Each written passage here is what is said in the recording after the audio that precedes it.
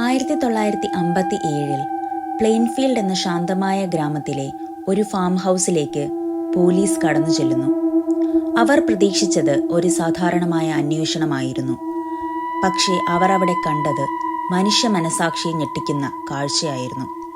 മനുഷ്യന്റെ തലയോട്ടി ഉപയോഗിച്ചുണ്ടാക്കിയ ബൗളുകൾ, മനുഷ്യന്റെ ചർമ്മം കൊണ്ടുണ്ടാക്കിയ ലാമ്പ് ഷെയ്ഡുകൾ, ഒരു സ്ത്രീയുടെ മുഖം കൊണ്ടുണ്ടാക്കിയ മാസ്ക്, അങ്ങനെ പലതും അവിടെ നിന്ന് കണ്ടെത്തി.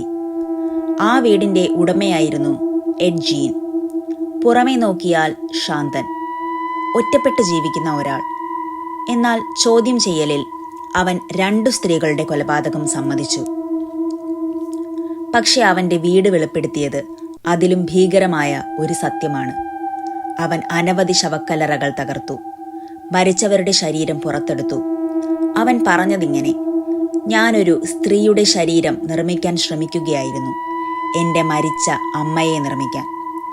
അവസാനം അവനെ ജീവിതകാലം മുഴുവൻ ഒരു മാനസിക ആശുപത്രിയിൽ അടയ്ക്കപ്പെട്ടു. പക്ഷേ അവൻ്റെ കഥ അവിടെ അവസാനിച്ചില്ല. അവൻ്റെ ജീവിതത്തിൻ്റെ പ്രചോദനം ഉൾക്കൊണ്ട് നിർമ്മിച്ച സിനിമകളാണ് Psycho, the Texas Chainsaw Massacre, the Silence of the Lambs. Ed Gein കൊലപാതകം മാത്രമല്ല ചെയ്തത്, ഭീകരതയുടെ അർത്ഥം തന്നെ അയാൾ പുതുക്കി നിർവചിച്ചു.